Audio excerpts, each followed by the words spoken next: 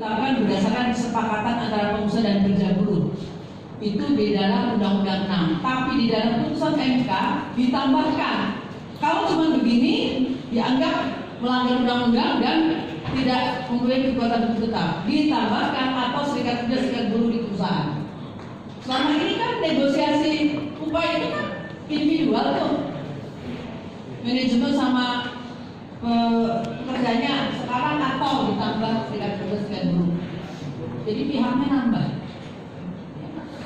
Oke, saya tidak ada komen, terpaksa tidak ada komen karena jadi mudah-mudahan makin bagus, makin lalu bukan makin gitu ibaratnya.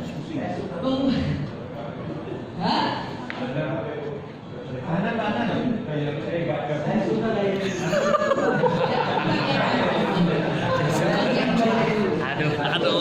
Aduh, kacau. Masih ke bawah semua.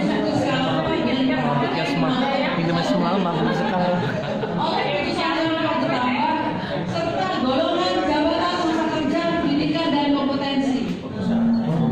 Biasanya dia kalau yang lalu kan wajar kemampuan usaha dan produktivitas. Sekarang ditambah dengan golongan jabatan masa kerja. Kan? Kenapa mesti dirubah ya?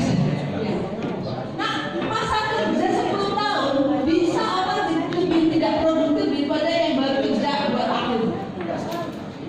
Tapi ditambahkan bagaimana itu nanti masalah apa menjadi equality-nya di perusahaan. Tapi ya sudah nanti dari perusahaan yang berat. Oke, ini terakhir. Ini masih ini masalah kalau masalah apa pilot dan macam-macam ya, penegasan ada digabungkan haknya. Kemudian untuk pengupahan nggak perlu keterlibatan partisipasi yang aktif, itu sudah seperti ini. Yang terakhir adalah lanjut. Yang terakhir adalah ini masalah PHK ya, wajib dilakukan melalui ini harus dilakukan melalui perundingan bipartit secara musyawarah mufakat ya, dari musyawarah mufakat ya, harus diupayakan. Selama ini dengan bipartit tetap kata-katanya, tapi oleh putusan MK harus ada upaya musyawarah mufakat. Oke, rasanya sih selama ini prakteknya juga begitu kan di negosiasi ini. Nah, 151 ini ya mengenai tahapan berikutnya dari penegasan bahwa PHK bisa dianggap sah kalau sudah ada penetapan putusan Bapak Ibu yang di pengadilan. Ya, oke lanjut. Terakhir mengenai nah, selama penyelesaian perselisihan itu pelaksanaan kewajiban di maksud 1 dilakukan sampai dengan selesainya proses penyelesaian sesuai tingkatannya. Tapi di sini ada sampai punya kekuatan hukum tetap berdasarkan Undang-Undang PPHI. Saya ingat ada SE Mahkamah Agung tentang pembatasan, kan dulu istilahnya pak proses kan? Ada pembatasan, ada patokan dari SE Mahkamah Agung tentang sampai berapa bulan begitu. Ya ternyata Bapak Ibu sendiri kan yang tahu para hakim ini gitu. Saya tidak tahu ini dengan begini bagaimana ini nanti dan mudah-mudahan ya udah selesai pas 6 bulan itu sampai dari bawah ke atas gitu ya. Nah yang terakhir, nah urusan pesangon ini diganti sebagai berikut, diganti menjadi paling sedikit. Mereka bilang 1 tahun 1 bulan gitu. Sekarang ditulis paling sedikit. Jadi nanti ributnya tambah, potensi ributnya ribut tentang isu pokoknya ribut, persoalannya ribut. Tapi kita lihat saja. Oke, ini sudah saya rasa ini Bapak bisa mempelajari sendiri bagaimana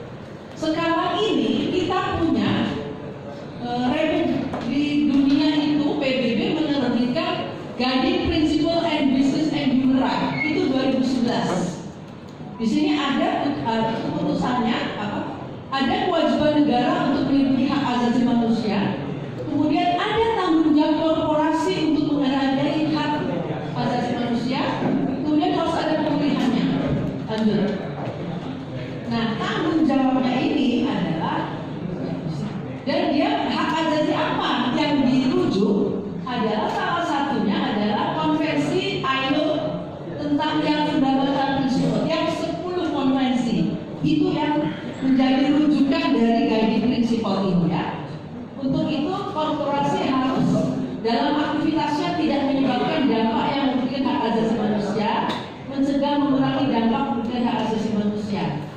Kemudian tanggung jawab korporasi untuk menghormati hak, ya. Kemudian ada yang menjadi persoalan kita adalah 4. Proses ada due diligence. Due diligence bahasa Indonesianya adalah uji tuntas. Uji tuntas memastikan pemenuhan tanggung jawab atas aspek. Jadi ini makanya masih kita bintangin karena dari dunia usaha kita bingung dan kita masih ada reservasi concern dengan ini. Apa persoalannya? Kaitannya ini kan kita menyatakan bahwa bisnis harus menghormati hak asasi. Hak asasi di Republik Indonesia sudah diatur dengan Undang-Undang 1999. Terus kemudian kita sudah meratifikasi 9 konvensi dasar kecuali 155. Dan itu sudah diterjemahkan di dalam undang-undang ketenagakerjaan kita. Dan itu sudah harus diikuti dengan segala mekanisme pengawasan ketenagakerjaan. Kalau nggak benar, gitu. Tapi terus kemudian kita harus pakai due diligence lagi. Due diligence itu mengatakan bahwa ini sudah memenuhi syarat, ini sudah memenuhi hak asasi, ini sudah memenuhi hak dismikat, macam-macam. Itu tidak ada diskriminasi. Kami mempertanyakan bagaimana kita kaitannya dengan labor inspection kalau masih harus ada due diligence ini. Due diligence ini biasanya kalau Bapak Ibu yang bekerja di sektor yang supplier untuk Eropa biasanya mereka sudah mengatur harus ada ini. Jadi dan mereka menunjuk evaluatornya, namanya evaluatornya bukan auditor, beda. Dan itu harus dibayar. Dan kalau bisa melewati ini baru bisa ekspor ke sana. Bagus. Cuma sekarang ini aturan berbisnis bisnis and human rights ini itu berlaku untuk semua skala usaha. Ini di 99%. Terus kalau bicara saya sampai bingung. Suatu saat kami dengan rapat dengan HAM, Komnas HAM. Komnas HAM itu juga urusan ini. Selalu mengatakan laporan yang masuk yang nomor 2 paling tinggi adalah pelanggaran HAM adalah usaha. Saya bilang, Pak, sekarang pelanggaran apa? HAM apa? Kalau kita ngomong HAM, rujukannya udah jelas. Undang-undang HAM adalah yang melekat pada saat kita dilahirkan. Terus kemudian konvensi ILO dan itu sudah kita penuhi semua dengan ratifikasi dan undang-undang kita semua sudah mengatur. Jadi HAM apa lagi?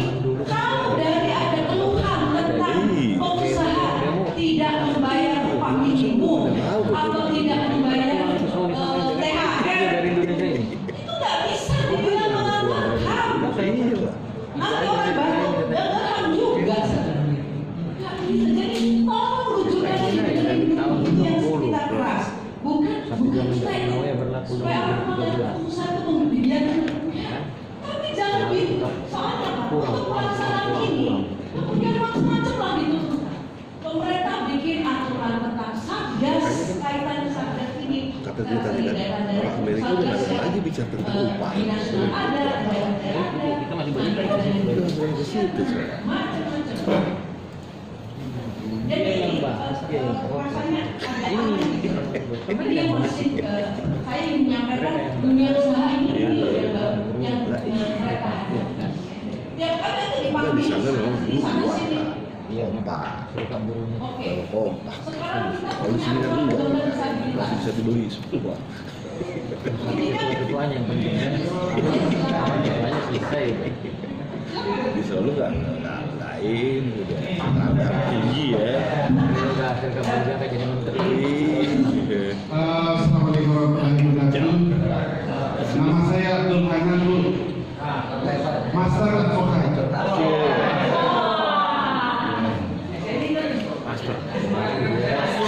Pertama saya berkomentar, saya suka gayanya Ibu. Ada buku habis.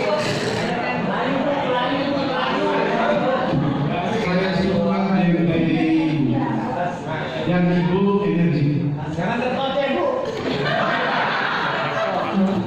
Ibu, Hanya gocek. saya bisa berkomentar. Hampir seluruh perusahaan ini, kebanyakan dia tidak menerapkan dua diligence. Hampir. Kenapa Bu saya mengatakan begitu? Ya, karena banyak daripada perusahaan-perusahaan itu manajemennya kacau balau. Yes. Oleh karena itu, Maju ya, kan? ya, saya tidak meminta kepada Ibu memberikan kami dari tadi itu teori. Mungkin kita diberikan itu, adakah yang pengalaman ini perusahaan-perusahaan yang luar biasa menerapkan dua diligence ini, karena supaya kita menjadi acuan hebat dari perusahaan. Ya, karena dua diligence ini sangat menentukan perusahaan itu munafik apa tidak. Demikian Bu, terima kasih. Terima kasih dan terima kasih buat pujiannya. Saya tersanjung.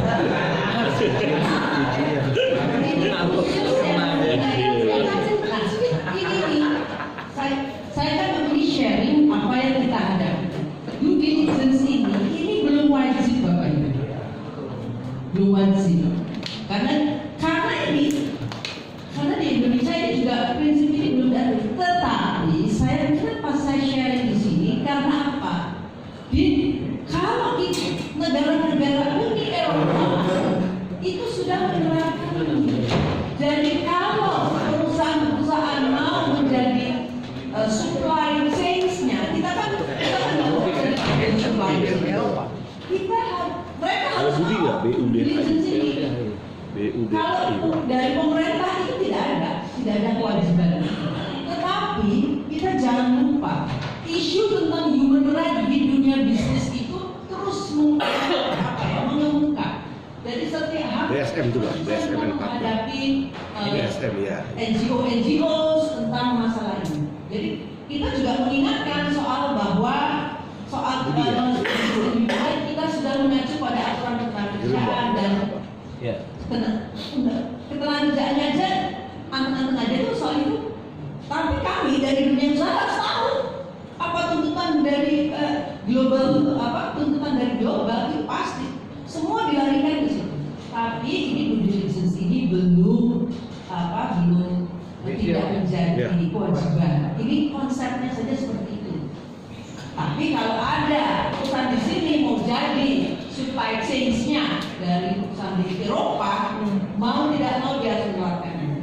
Dan dia punya standar sendiri, bukan cuma yang diatur di dalam aturan ketentuan biasa. Dia bisa menambahkan contohnya begini. Ada satu perusahaan sedikit sekali yang sudah menerapkan ini karena tuntutan dari prinsipalnya di Jerman. Dia mengatakan kan kalau kita kan di Indonesia, kita di pertambangan.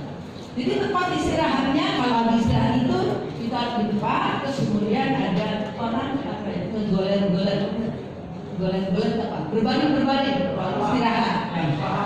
Ya. Dan semua itu namanya evaluator untuk menentukan itu. Yang ditanya kenapa? Dia tidak dikasih kursi. Kenapa dia harus tidur di bawah? Jadi di sini ada cultural yang berbeda. Jadi itu tidak boleh karena mereka pakai standar, misalnya kan pakai kursi. Terpaksa semua disiapkan kursi. Itu nggak dipakai juga. Karena ya memang pelekaran begitu. Jadi ada persoalan budaya yang akan menjadi penerapannya akan menjadi beda. Dan ini semuanya dengan adanya penerapan ini kemudian jadi cost-nya tambah. Jujur aja cost-nya tambah. Ya itu salah satu itu yang bisa saya sampaikan ya. Tapi ini memang belum wajib ya. Tapi kalau kita mau jadi supply chain ya bisa dimintain. Ibu, Ya. apakah tidak ada inisiatif dari Denmark sendiri untuk menerapkan dua diligence ini kepada perusahaan-perusahaan? Karena kami juga dari pengacara ini dua diligence ini sangat kami terapkan, betul-betul kami uji tuntas baik di dalam penerapan gugatan kita, betul-betul kita uji tuntas gitu. Kenapa di dalam perusahaan-perusahaan itu perusahaan besar besar tidak menerapkan dua diligence ini, padahal ini menjadi faktor yang paling utama sebenarnya. Makasih. Terima kasih. Ini kenapa saya mengangkat due diligence ini menjadi satu tantangan. Sekarang gini loh Pak, kalau kita bicara di Indonesia, kita punya aturan ketenaga kerjaan dengan mekanisme pengawasannya. Dia kan punya ada aturan-aturannya, punya norma 100 dan macam-macam. Kita pakai ini yang berlaku di Republik Indonesia itu. Dan tetapi tuntutan, saya menyampaikan ini ada tuntutan kalau dari global, ya global itu seperti ini. Dan jadi silakan saja kalau yang dia memang mau jadi supervisor dari luar negeri dari Eropa, utamanya dia suka nggak suka.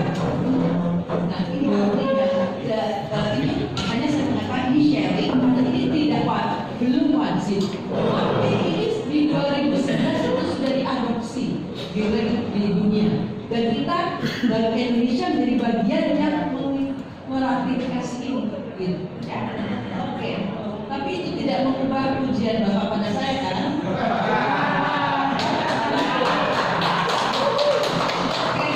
Sekarang ini saya mengajar Bapak Ibu tentang disabilitas, ya. Ini udah dari 2016. Tapi jujur ini memang mungkin sama sedikit perusahaan ya. Tapi saya tahu ada perusahaan itu sudah banyak sekali menerapkan ini. Mana kita diminta untuk 1% ya. Tetapi yang jadi persoalan adalah banyak sekali mereka tidak yang sesuai dengan kebutuhan kita. Itu yang jadi persoalan. Kami mau, tapi di mana masyarakat-nya? Urusannya adalah pengusaha itu kan end user.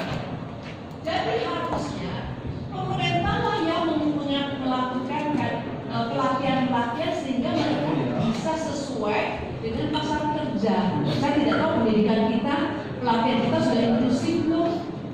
Pernah ada kejadian, ya satu saat dia sudah diterima, tapi ketika ditanya, terus saya ke kantornya bagaimana?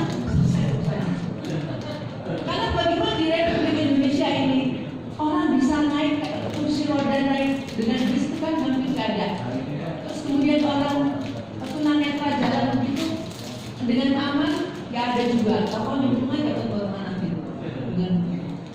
Jadi kayak gitu kan tidak bisa juga dibebankan. Kalau gitu kita harus mengadakan antar jemput. Disinilah sebetulnya korelasi antara pembuat kebijakan dan juga unsur dari pemerintah daerah melengkapi ini. Jadi oke, kami bisa mengerjakan, tapi gimana bu? Saya nyari orang yang sesuai. Karena kita pendekatan ini, pendekatan bukan charity lagi. Dulu charity banyak kan, tapi sekarang sudah menjadi human right, hak asasi mereka untuk bisa bekerja. Cuman mereka harus memenuhi syarat begitu loh. Jadi ini persoalan-persoalan kami yang kemungkinan juga akan kedepannya menjadi pasti menimbulkan pertanyaan. Lanjut Pak Mas. Kita, nah Undang-Undang 4/2004 tentang KIA ya. Sudah pada baca dan sudah memahami ya. Oke. Ini sampai anak 2 tahun. Nah, di sini ada cuti melahirkan. Beda nggak dengan Undang-Undang 13? Beda nggak? Beda.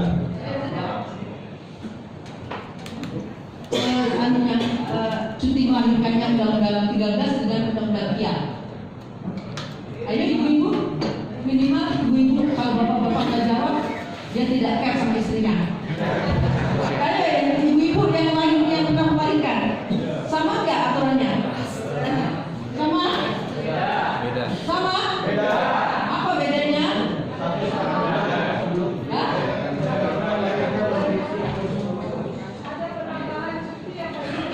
Kenapa? Oke, jadi kalau kondisi tertentu bisa jadi 6 bulan ya. Kalau nggak ada yang mau juga ya. Oke. Nah, kondisi khusus ya tadi ya. Cuman persoalannya ini upah, ya jelas penuh 3 bulan sama ya, gitu ya. yang kemudian bulan ke 5, 76%. Nah, cuma ada kalimat ini nih.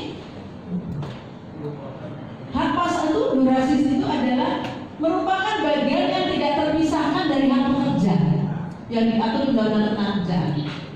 Apa artinya? Coba Bapak Ibu yang katanya master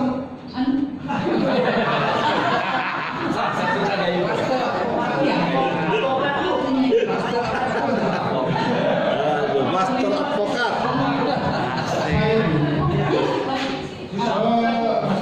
Pada pasal itu subjeknya tidak jelas. Master. Ada kalimat sama kalimat. Itu yang bisa saya jelaskan. Jadi pantas saya master.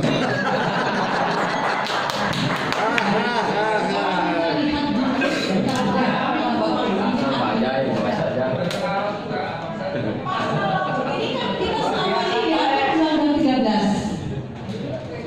Kenapa ini saya bikin menjadi di bold istirahat selama 1,5 jam? Kan saya 1,5 yang tadi, tapi istilahnya apa ini? Istilahnya cuti. Sama enggak? Hah? Yang keras Mbak. Tolong dikasih mic. Saya mau mendengar ibu-ibu suaranya. Panitia tolong kasih mic dong.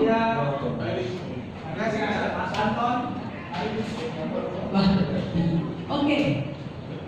Nah, kalau kita kaitkan Bapak Ibu dengan pasal ini, pasal tadi itu merupakan bagian yang tidak terpisahkan dari hak pekerja di Undang-Undang Kerja. Artinya apa? Kalau tidak berarti, tadi kan semangat kita, oh itu 3 bulan kita berbeda. Berbeda makna. Ya dan itu sebetulnya kalau di advokat suka ribut nih pasti suka pakai istilah begini. Jadi kata ini berarti yang Undang-Undang 13 berlaku, ini juga berlaku. Karena di sana istilahnya di sini istilahnya cuti.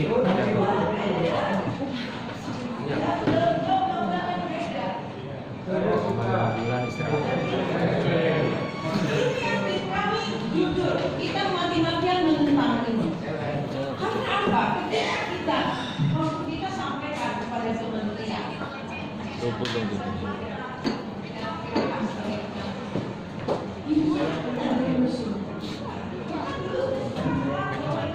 Enggak, ini bagian betul. 3 bulannya tetap plus ditambah kalau ada.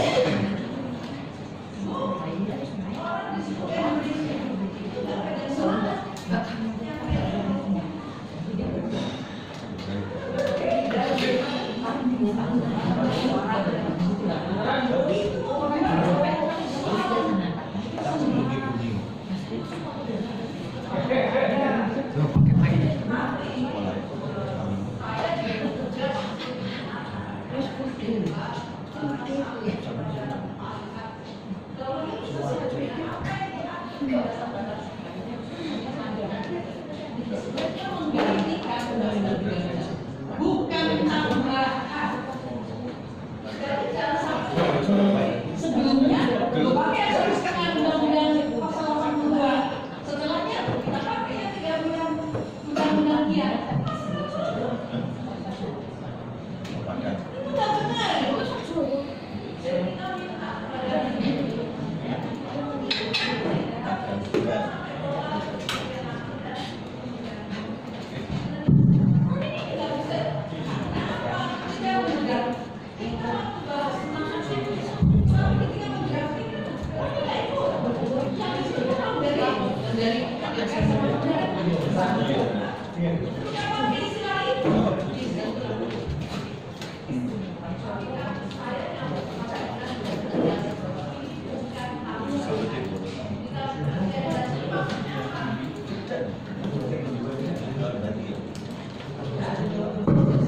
Jadi Bapak Ibu yang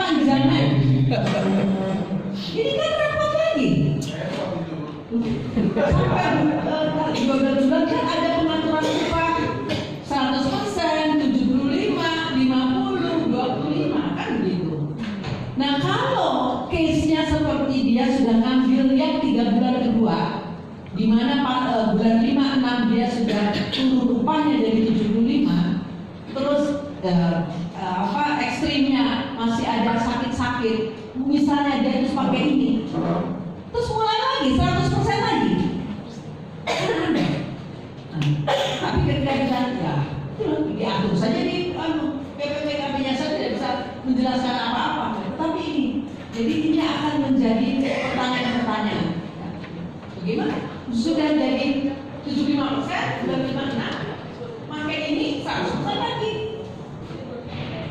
Jadi ini juga kita harus membayangkan bahwa betapa rumitnya ya kalau kita mengatur sendiri-sendiri tanpa koordinasi yang jelas.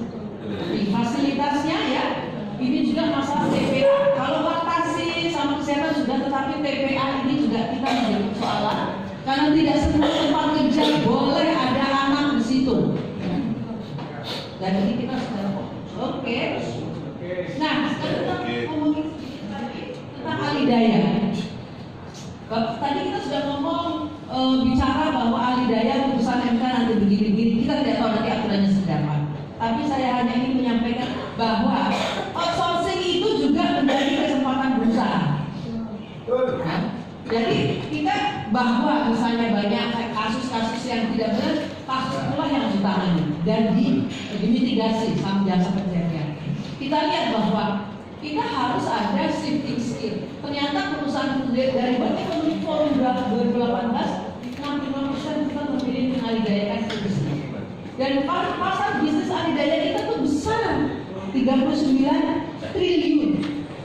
Ya, jadi ini bukan, jangan kita pikir alidaya itu hanya urusan-urusan yang sapu-sapu, perbersihan atau keamanan, bukan itu saja. Jadi, nah kita harus ada perubahan paradigma alidaya dari low skill worker atau tenaga kerja murah, kita harus masuk ke spesialisasi skill dan fokus pada bisnis utama. Itu nggak bisa dihindarkan. Jadi tidak harus orang harus fokus pada bisnis utamanya. Karena ini mengembangkan. Kalau kemudian diperlukan alidaya outsourcing, silakan saja gitu. Tapi yang penting bagaimana perlindungan pekerjaannya. Dibantu ada berapa orang? Ada orang kota Tangerang juga nih. Kemudian satu lagi kan, saya ingin tentang berusaha. Mungkin Bapak Ibu kita bicara peraturan yang betul dan berserikat. Contohnya itu upah minimum dalam waktu 4 tahun itu jadi 4 kali perubahan. PP 36, PP 18, PP 51 dan nggak tahu nanti PP berapa ya.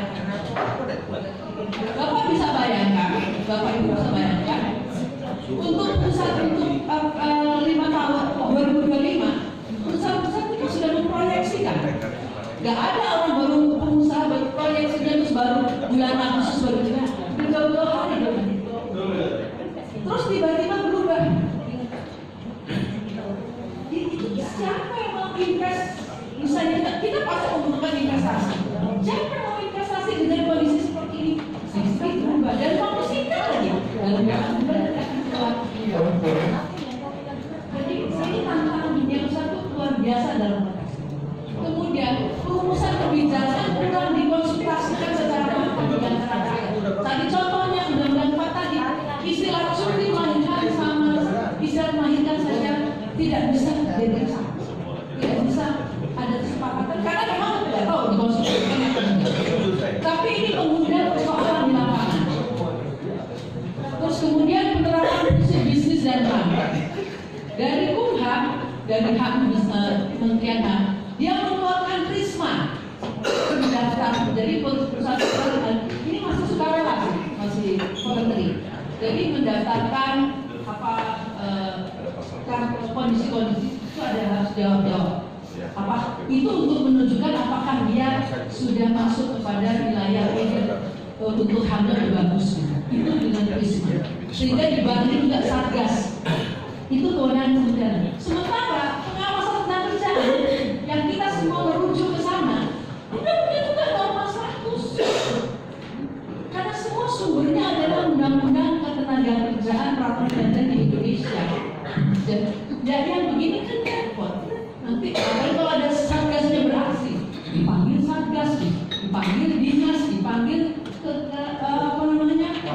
Kementerian Ketenagakerjaan dan Pengawasan. Jadi rumit sekali. Ini yang banyak sekali hal-hal yang seharusnya kita bisa bekerja lebih efisien sehingga nggak usah ribut-ribut. Kita kan selalu habis effort energi kita untuk urusan-urusan yang harusnya bisa dicegah kalau kita mau bekerja secara smart, bukan bekerja secara hard saja tapi smart. Oke, saya kira itu saja penjelasan saya. Kalau banyak yang tidak sependapat atau banyak yang tidak diberi kesempatan, tapi waktu saya